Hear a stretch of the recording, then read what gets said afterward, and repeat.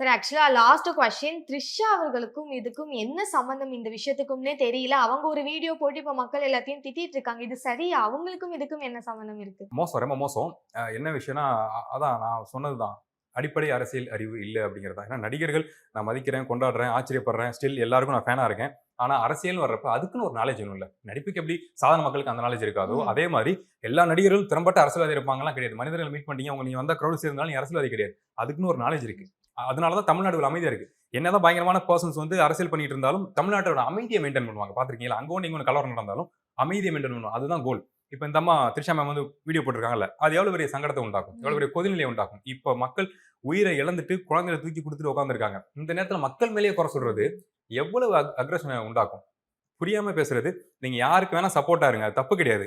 யாருக்கு நீங்க சப்போர்ட்டா இருக்கீங்களோ, அவங்களுக்கு கால் பண்ணி, அவங்கள காம் பண்றதுக்கான வேலைய பார்க்கணுமே தவிர, நான் எவ்வளவு உனக்கு உண்மையா இருக்கேன் பாரு அப்படின்னு சொல்லி ரிவீல் பண்றதுக்கு சோசியல் மீடியால வீடியோ போட்டீங்கன்னா, நல்ல வேளை டெலீட் பண்ணிட்டாங்க. இல்லாட்டி இந்நேரம் தூக்கியிருப்பாங்க. ம். அப்பல்லாம் பேசக்கூடாது.